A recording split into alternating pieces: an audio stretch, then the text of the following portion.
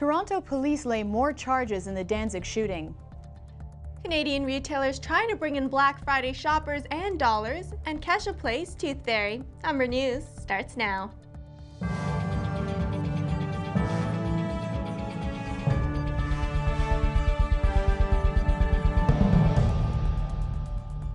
Hello, it's Friday, November 23rd. Welcome to Humber News, coming to you from the Broadcast Center here at North Campus. I'm Ali Chasson. Thank you for joining us. And I'm Jeanette Liu. Ahead on our show, we have all your news, sports, and entertainment highlights, as well as your 5-day weather forecast. But first, Ali has our top story. Thanks, Jeanette. A Toronto cyclist has died after being struck by a vehicle this morning in a hit and run. The 35-year-old man was struck on Lansdowne Avenue and Davenport Road around 6:45 a.m. The driver fled the scene and left the cyclist injured on the road. Toronto police are looking for a red or burgundy minivan with damage to its front end. It's believed to be a 1996 or 2000 model.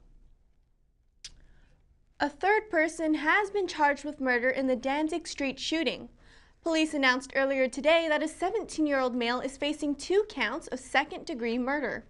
2 people were killed and 23 injured in July during the worst mass shooting in the city's history. Toronto police made the 3rd arrest last night.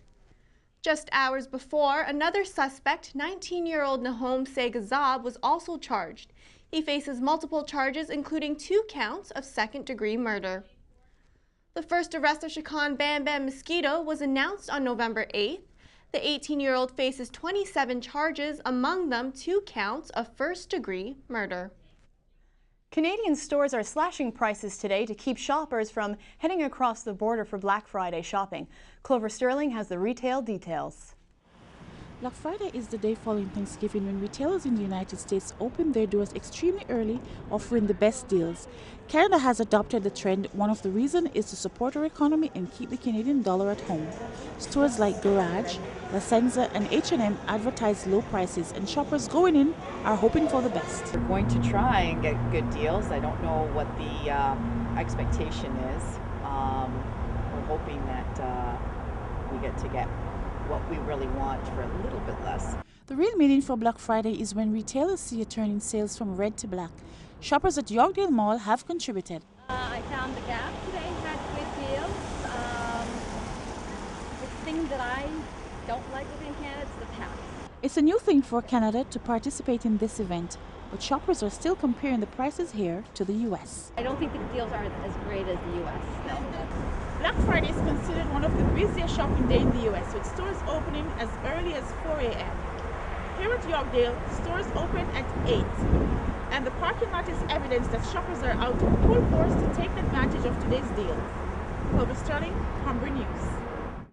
Today is the deadline to enter the Ontario Liberal leadership race, and so far 7 candidates are vying for Dalton McGuinty's job. Harinder Takar is the newest candidate. The Mississauga-Arundel MPP stepped down as Minister of Government Services yesterday and announced his campaign in a Facebook post. Takar joins Kathleen Wynne, Sandra Pupatello, Charles Sousa, Eric Hoskins, Gerard Kennedy, and Glen Murray in the running. Liberals will elect their new leader in late January. Student budgets could benefit from a financial proposal from Ontario's former Minister for Training, Colleges and University. Glen Murray proposed a no-money-down program for post-secondary students. It comes after Murray threw his hat into the Ontario Liberal leadership race. The program's intent is to offer students a chance to attend college or university without paying up front. The government would supply $4,000 for college students and $7,000 for university students for every year of study. Murray's proposal says the money would be interest-free until 12 months after graduation and guaranteed for any student who asks for it. The much-awaited verdict in Mayor Rob Ford's conflict of interest hearing is set to be released on Monday at 10 a.m. The decision has the potential to remove Ford from office or bar him from running in the 2014 mayoral election. The case was launched after he voted in council not to pay back over $3,000 in donations to his personal football charity. The city's integrity commissioner says Ford obtained the funds inappropriately, and Ford's vote on the issue is alleged to be a breach of the Municipal Conflict of Interest Act. Grey Cup fever is rising as Toronto gets closer to the Sunday kickoff. Some streets downtown, in order to prepare for the Sunday kickoff, will be closed this weekend for pre-game celebrations.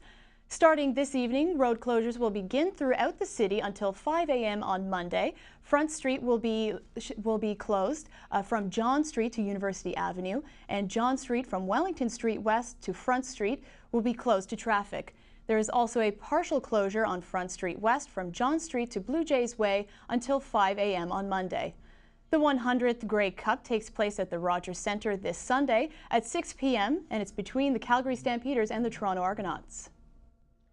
And when we come back, we'll have more news from across the country and around the world. Elton Hobson will have the sports news, and we'll have your weather forecast with Catherine Ward.